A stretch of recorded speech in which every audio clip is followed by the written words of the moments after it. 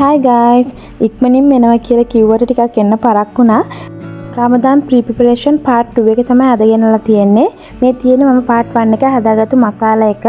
ඒක දැන් මම මේ විදිහට කුඩු කරගන්න යන්නේ පවුඩර් එකක් වෙන විදිහට. මේකේ link එක description එකේ දාලා තියන්නම්. card එකේ උඩනුත් ඔයාලට title එක බලා ගන්න පුළුවන්. ඒක press කරලා ඔයාලට යන්න පුළුවන්.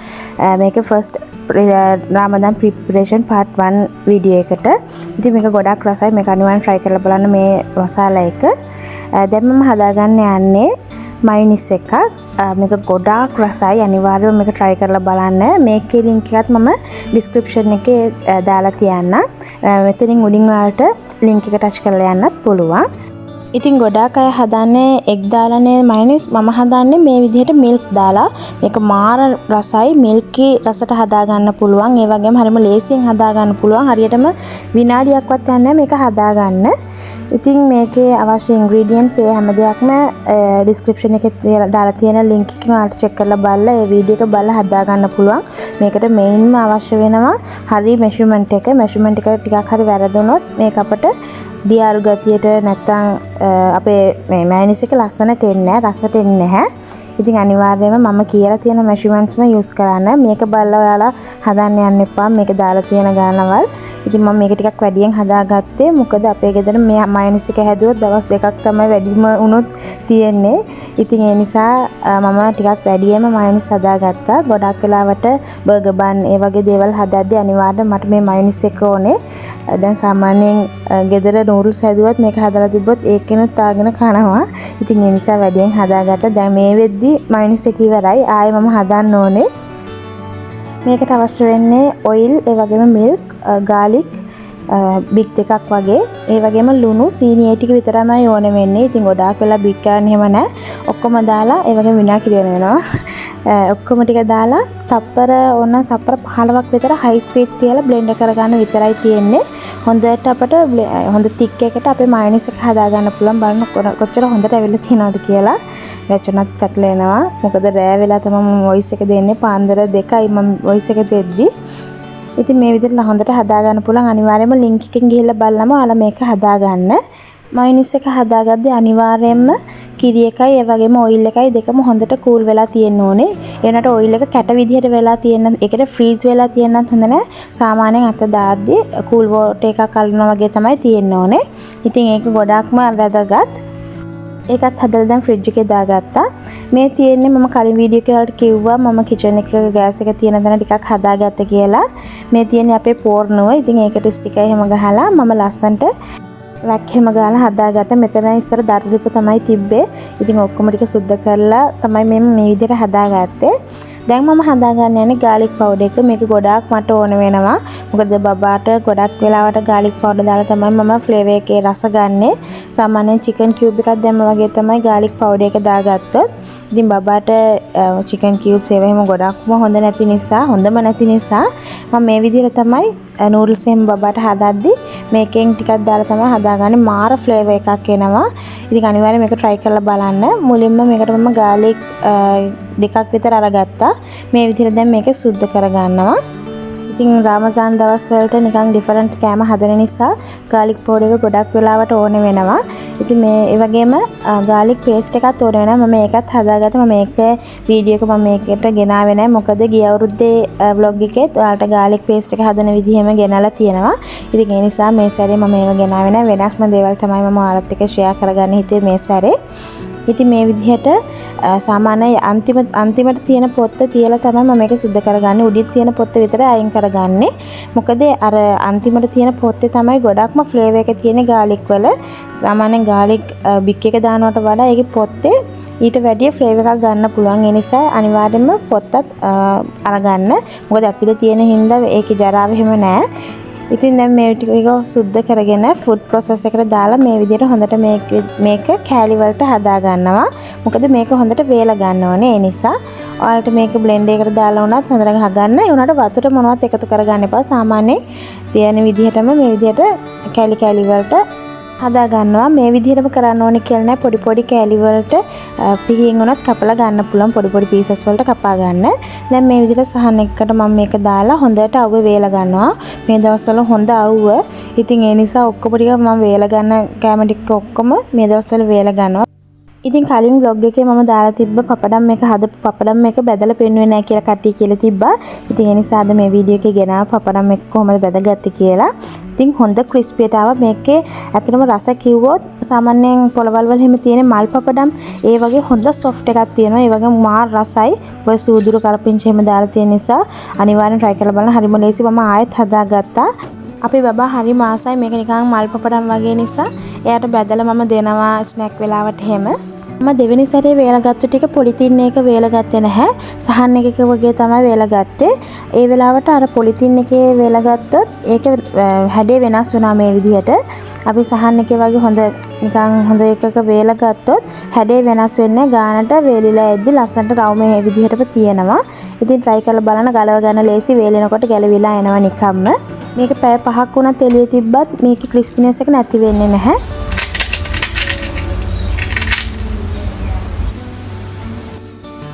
ඉතින් මේක රෙසිපි එකත් ඔයාලට රමදාන් ප්‍රීපිපරේෂන් පාර්ට් 1 එකේ බලා ගන්න පුළුවන්.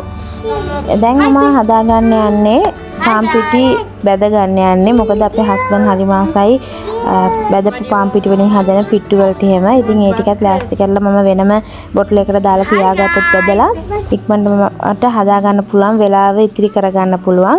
ඉතින් ඒ නිසා පාන් පිටි කිලෝ එකක් වගේ මම මේක බැදලා තියන්න තමයි අයිඩියා කරගත්තේ. ඒ අතර අපේ මේහුල් පැටියත් හෙල්ප් එකට ඇවිල්ලා. ඉතින් හෙල්ප් එකට ආවා වගේ නෙමෙයි. එයා වඩාගෙන තමයි වැඩ කරන්න ඕනේ. එයා හරි ආසයි මම මොනවද කරන්නේ මම මොනවද දාන්නේ කියලා ඔක්කොම බලන්න. ඉතින් උයන දේවල් බලන්න හරි මාසයි. දැන් එයා වඩාගෙනම තමයි ගොඩක් වෙලාවට මම උයන්නේ. ඔක්කොම ලෑස්ති කරලා තියාගෙන ඉන්න නිසා එක අතින් උනත් මට උයලා ගන්න පුළුවන්. ඉතින් එයාට දැන් කිචන් එකේ තියෙන ගොඩක් අයිටම්ස් දන්නවා.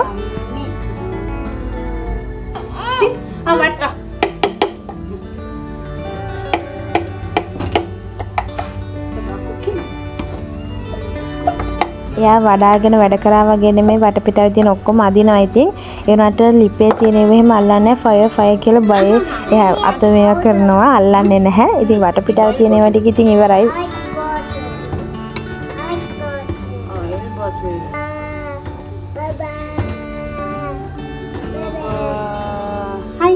Hi guys. Baba cook.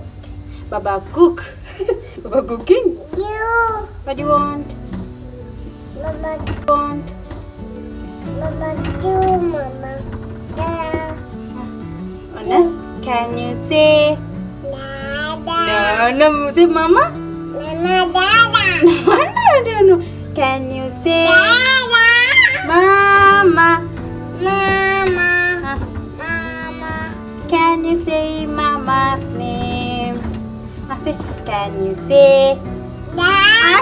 Anne, don't say Dada. Da, Mama. Hey, sit right. Oh, right. Mama single. Mama single. Yeah. Sure. Mama single. Oh, darling. Oh. Baba, snake says? No? Tiger says?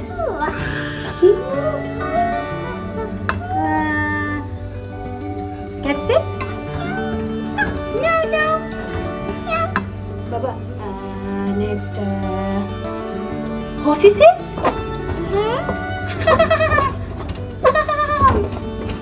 Ayo. Dia talala. Wow.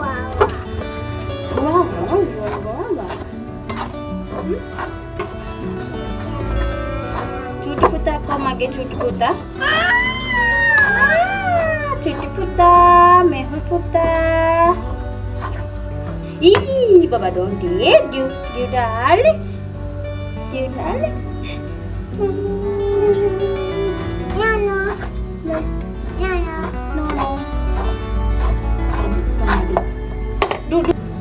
ඉතින් මේ විදිහට තමයි මම යාව වඩාගෙන වැඩ කරගන්න හැමදාම. මම හැම වෙලේම වගේ අපේ බබත් එක්ක කතා කරන ගමන්මයි ඉන්නේ. මාෂාල්ලා කියලා ඒ නිසා වෙන්නේ නැති. එයාගේ වයසටත් වැඩිය එයා හොඳට කතා කරනවා. එයා පැහැදිලිව කතා කරනවා. මම ගොඩාක් වෙලාවට මෙයාගේ වයසේ බබාලා දැක්කොත් මෙහෙම කතා කරන්නේ නැහැ. ඉතින් මෙයා දැන් කියන්න ඕනේ දේ එයාට කරන්න ඕනේ දේ හැම දෙයක්ම හොඳට පැහැදිලිව කතා කරනවා. මටම පුදුමයි මාෂාල්ලා කියලා. ඉතින් ගොඩාක් අය කියනවා මාෂාල්ලා හොඳට කතා කරනවා කියලා. ඉතින් මම හිතන්නේ මම හැම වෙලෙම කතා කරන නිසා වෙන්නේ නැති. ගොඩක් වෙලාවට මම ෆෝන්ස් එහෙම දාලා දෙන්නේ නැහැ. ගොඩක්ම බලන්නේ මමම කතා කරන්නේ යාත් එක්ක. මොකද ෆෝන්ස් දාලා දුන්නත් එහෙම ඉක්මනට කතා කරන්න පුරුදු වෙනවා කියලා කියනවා. මම ඒකට කැමති නැහැ. ඉඳලා හිටලා දානවා එක වෙනයි. හැම වෙලෙම දාලා දෙන එක හොඳ නැහැ කියලා මම හිතන්නේ.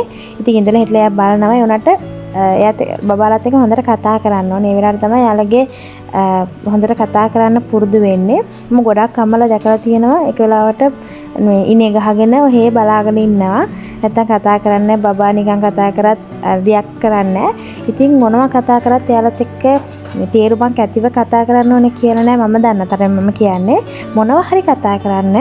ඉතින් එහෙම කතා කරද්දි තමයි බබාලා වුණත් සබකෝලයක් නැතුව කතා කරන්න උනත් පුරුදු වෙන්නේ මං හිතන්නේ. ඉතින් පොඩි ඇඩ්වයිස් එකක්. මොකද ගොඩක් අය කමෙන්ට්ස් වලලා තිබ්බා බබා හොඳට කතා කරනවා කියලා කොහොමද පුරුදු කරේ කියලා. ඉතින් ඒ නිසා කිව්වේ දැන් මම පාන් පිටි එකත් මේ විදිහට බෙදලා තියාගත්තා. ඊළඟට මම හදාගන්න යන්නේ රොටි ටිකක් ගී රොටි මේ බටර් රොටි ටිකක්. ඉතින් මේකේ රෙසිපි එකත් ඔයාලත් එක්ක ෂෙයා කරගත්තා. මේක හරිම ලේසි පරාටා වගේ. ඉතින් පරාටා වගේ කියන්නේ පරාටම නෙමෙයි පරාටා වගේ. ඉතින් මේක හදලා ෆ්‍රීස් කරලා තියාගත්තත් අපර ඕන වෙලාවට මේක තෙල් ටිකක් දාලා පුච්ච ගන්න විතරයි තියෙන්නේ. චිකන් ග්‍රේවි එකක් ඒ වගේ අල කරි එකත් එක්ක මේක කරන්න පුළුවන් හදිස්සියට මම මේක හදාගන්නේ. මුලින්ම බටර් එකතු කරගන්නවා. බටර් එකතු කරගන්න කලින් පාන් පිටි හුඬු දෙකක් විතර එකතු කරගත්තා. ඒකට ටිකක් සාමාන්‍යයෙන් මේ සැහැඳි 2මාරක් විතර බටර් එකතු කරගන්නවා. මේක බටර් එකතු කරගන්න තරමට ගොඩක් රසට එනවා. මේක හොඳ නිකන් මිල්ක් රසක් තමයි මේ රොටි එකේ එන්නේ. ඉතින් මේක හොඳට වතුර ටිකක් එකතු කරලා සාමාන්‍ය රොටි අනා ගන්න පදමට මේක හොඳට අනා ගන්නවා. අනාගෙන හොඳට මේ විදිහට නීට් කරගෙන පැය භාගයක් විතර මේක ටිකක් වහලා තියා ගන්නවා සොෆ්ට් වෙන්න. බලන්න දැන් හොඳට සොෆ්ට් වෙලා තියෙනවා. ඉතින් මේ ගාන සොෆ්ට් වුණාට පස්සේ මේක අපේ අවශ්‍ය ප්‍රමාණවල වලට මේ විදිහට බෝල්ස් විදිහට හදා ගන්නවා. බෝල්ස් හදාගත්තේ මේ විදිහට හදාගන්න එක හරිම ලේසි. මේ විදිහට ඇඟිලි දෙකේ ඇතුළට දාලා මේ විදිහට ප්‍රෙස් කරාම අපේ බෝල් එක නීට් එකට හදා ගන්න පුළුවන්. ඉතින් මම ගොඩක් වෙලාවට මේ විදිහට තමයි බෝල්ස් ටික හදාගන්නේ. මේ විදිහට හදාගද්දි කඩතොළු හැම හිටින්නේ නැහැ. මේ විදිහට හදාගත්ත එක මට ගොඩාක් යූස් වුණා. මම දැන් මේක මේ වොයිස් ඕවර් එක දෙද්දිත් නෝම්බි ඉවර වෙලා නෝම්බි 4 වෙනි නෝම්බිය තමයි දැන් යන්නේ. ඉතින් දැනටත් මම මේ ටික යමකෙම යූස් කරගෙන යනවා. ඉතින් හරිම ලේසි මේ රොටි එක. මොකද රැට හැම කෑම හදපු නැති වෙලාවට මේ රොටි එකක් හදලා ගන්නවා. දැන් රොටි එක අවශ්‍ය ප්‍රමාණවල වලට හදාගත්තට පස්සේ මේ විදිහට අපට අවශ්‍ය ප්‍රමාණවල වලට සයිස් එකට තුනී කරගන්නවා. මම ලොකුවට රොටි හදාගත්තේ නැහැ. සාමාන්‍යයෙන් පොඩි පොඩි රොටි විදිහට තමයි හදාගෙන තියෙන්නේ. ඉතින් රවුම් විදිහට හදාගෙන මේක අපි ෆ්‍රීසර් එකේ තියාගන්න මේකට අවශ්‍ය වෙනවා පොලිතින්. මොකද වෙන වෙනම මේක ගලවලා ගන්න ලේසි වෙන්න පොලිතින් වලට තියාගත්තත් හරිම ලේසි. මේ කන්ටේනර් එකට තමයි මම දාලා තියාගන්න යන්නේ. මුලින්ම පොලිතින් එකට උඩින් අපේ රොටිය තියාගන්නවා. ඊට පස්සේ ආයෙ පොලිතින් කෑල්ලක් තියාගන්නවා. ඒ විදිහට තමයි ලේයර්ස් ටික තියාගන්නේ. ඒ වෙලාවට ෆ්‍රීස් වුණොත් අපිට මේක ගලව ගන්න හරිම ලේසි. ඊළඟට මම හදාගන්න යන්නේ ඉන්දියාප්ප ටිකක්. මොකද බිරියානි කොත්තු එහෙම හදාගන්න ඕන නම් ඉන්දියාප්ප හදලා ෆ්‍රීසර් එකේ තියලා ටිකක් වෙලා තියලා ගත්තොත් හොඳ සොෆ්ට් එකට අපිට මේ කෑලි වලට කඩලා ගන්න පුළුවන්. ඉතින් මම හිතුවා ඉන්දියාප්ප ටිකක් හදලා ෆ්‍රීසර් එකේ දාලා තියාගන්නවා කියලා. මම මේ විදිහට රයිස් කුකර් එකේ තමයි මේක ස්ටීම් කරගන්න යන්නේ. රයිස් කුකර් එකට එන මේ විදිහට ස්ටීම් එකේ තමයි මම මේක ලොකුවටම දාලා ඉන්දියාප්ප එක දාලා ගන්නවා. මොකද මේකට සොෆ්ට් මේ පොඩ්ඩක් ඉන්දියාප්ප 30 වලට පොඩ්ඩක් දාන්න ඕනි කියලා නෑ. මොකද මේ ඔක්කොම කඩලා තමයි අපි බිරියානි එකට හෝ මේ කොත්තු එකට උනත් ගන්නෙ. ඉතින් ඒ නිසා මේක ලොකුවටම දාලා මම තම්බ ගන්නවා. හරිම ලේසියෙන් ඉක්මනින් තම්බ ගන්න පුළුවන් නිසා මම මේක රෑටත් එක්ක අද දවසේ කන්න රෑටත් එක්ක තමයි මම මේක හදාගන්නේ. ඒ නිසා ටිකක් වැඩියෙන්ම හදා ගන්නවා. ඊට ටික ෆ්‍රීස් කරලා තියාගන්න. මේ විදිහට දැන් ඉන්දියාප්ප ටික හදාගෙන ziploc bag එකට මේ ඔක්කොම ටික එකතු කරගෙන ෆ්‍රීස් කරගන්නවා. මේක කඩලා කෑලි වලට කඩලා එහෙම දාන්න ඕනේ කියලා නැහැ. ෆ්‍රීස් වුණාට පස්සේ මේක නිකම්ම කුඩු විදියට හැදෙනවා. අපේ බිරියානි එකේ හෝ එහෙම කෑම හදද්දී ඉක්මනින්ම හදලා ගන්න පුළුවන්. දැන් හැම හදාගන්න යන්නේ පැටිස්. ඉතින් මේකත් ගොඩාක් ප්‍රයෝජනවත් නෝම්බි කාලෙට. මොකද නෝම්බි කාලෙට ගොඩාක් ටයර්ඩ් වෙන කාලයක්. මොකද මහන්සි වැඩි. ඉතින් ඒ වගේම වන්දනාමාන කටයුතු වලට ඒ වගේ අපේ ආගමික කටයුතු වලට ගොඩක් යෙදෙන්න ඕන මාසයක්. ඉතින් ඒ වෙලාවට අපිට කිචන් එකට වෙලා කාලය මේ ගත කරන්න බෑ. ඉතින් ඒ නිසා අප ඔක්කොම ටික ලෑස්ති කරලා තියාගත්තොත් කිචන් එකේ ගොඩක් වෙලා ඉන්න ඕනේ නැති නිසා තමයි මේ ඔක්කොම දේවල් ලෑස්ති කරලා තියාගන්නේ. ගෙදර අයට ඉතින් කෑමෙම හදලා දෙන්න ඕනේ වෙන එක එක විදිහට. මොකද බත් එහෙම කන්න බෑ නෝම්බි ඇරලා. මොකද හවසට සාමාන්‍යයෙන් කවුරුත් බත් එහෙම කන්න බෑනේ හවසට. ඒක පාටම බඩගින්න ඉඳලා හෙවි කෑම එකක් බඩට දාගත්තොත් අපට අමාරුයි. ඉතින් කන්නත් බෑ. ඒ නිසා තමයි සෝටිට්ස් වගේ ටී ටයිම් වලට යූස් කරන කෑම අපි නෝම්බි අරින්න හදන්නේ. ඉතින් පැටිස් ඒ දේවල් වගේ තමයි ගොඩක් වෙලාවට හදන්නේ. පැටිස් එහෙම හදලා තියාගත්තොත් හරිම ලේසි. මම මේ ඩෝ එක අනාගatti බටර් මේස හැඳි දෙකක් විතර දේ හැඳි දෙකක් විතර එකතු කරගන්නවා. පාන් පිටි හුන් දෙකකට විතර බටර් එකතු කරගත්තොත් මේ පැටිස් එක හොඳ ක්‍රිස්පියට හදා ගන්න පුළුවන්. බටර් එකතු කරගත්තේ නැති වුණොත් තමයි නිකන් ඇදිලා වගේ ඉන්නේ පැටිස් එක. ඉතින් බටර් එකතු කරගත්තොත් ගොඩක් රසයි. ඒ අතරේ මම සැමන් අල එහෙම දාලා කීම එකකුත් හදාගත්තා පැටිස් එකට දාන්න. දැන් මේ විදිහට පැටිස් ටික හදාගෙන මේක ෆ්‍රීස් එකේ තියාගන්නවා. මේක ෆ්‍රීස් එකේ තියාගද්දී සාමාන්‍යයෙන් එක මත එක තියාගන්න නැතුව සාමාන්‍ය ට්‍රේ එක එකිනෙක ગેප් එක තියලා මේක ෆ්‍රීස් කරගන්න ඕනේ මුලින්ම. ඊට පස්සේ හොඳට මේක ෆ්‍රීස් වුණාට පස්සේ කැට විදිහට වුණාට පස්සේ අපිට ඕන බෑග් එකකට හෝ මොකක් හරි එකකට ඔක්කොම ටික එකතු කරගන්න පුළුවන්. ඇලෙන්නේ නැහැ. මොකද හොඳට ෆ්‍රීස් වෙලා තියෙන නිසා. ඊට පස්සේ මේක බැදගද්දී ආයේ අරන් මේ ගොඩක් වෙලා තියන්න ඕනේ එළිය. අගත්තු ගමන් සාමාන්‍ය මේක බැද ගන්න එක ගොඩක් හොඳයි මට දන්න තරමින්. සාමාන්‍ය කට්ටිය ටිකක් වෙලා එළිය තියලත් මේක බැද ගන්නවා. එහෙම කරද්දී මේ පැටිස් එකේ දැන් ෆ්‍රීස් වෙලානේ තියෙන්නේ. වතුර ගත්ත හැම එළියට එන්න බලනවා. ඒ වෙලාවට අපිට මේක ඇලෙන්න පුළුවන්. එමෙම කැඩෙන්න පුළුවන්. ෆ්‍රීස් එකෙන් ගත්තු ගමන් මේක බැද්දොත් ඒ කියන්නේ අඩු ගින්දරෙන් තමයි බැද ගන්න ඕනේ. ඇතුලේ හැම හොඳට මේ කූල් එක ගිහිල්ලා හොඳට කරි එක හැම රත් වෙන්න ඕනේ. ඒ නිසා අඩු ගින්දරෙන් තමයි එහෙම කරනවා නම් බැද ගන්න ඕනේ. එහෙම බැදගත්තොත් හොඳ සොෆ්ට් එක හදා ගන්න පුළුවන්. බලන්න දැන් ෆ්‍රීස් කරගන්න යන්නේ. මේ විදිහට ෆ්‍රීස් වුණාට පස්සේ අපේ බෑග් එකකට දා ගන්න පුළුවන්. බලන්න කැට විදිහට හැදිලා තියෙනවා අපේ පැටිස් ටික. ඉතින් මගේ ප්‍රිපරේෂන් vlog එක ඉවරයි. ඊළඟට අනිවාර්යයෙන්ම ඉක්මනින්ම රමදාන් ෆස්ට් ඩේ vlog එක ගේනවා. ඒක ලස්සන vlog එකක් අනිවාර්යයෙන්ම බලන්න. හෙට අනිද්දා අනිවාර්යයෙන්ම ගේනවා. එහෙමනම් ඉක්මනින්ම වීඩියෝ එක ගේන්නම්. පරිස්සමින් ඉන්න.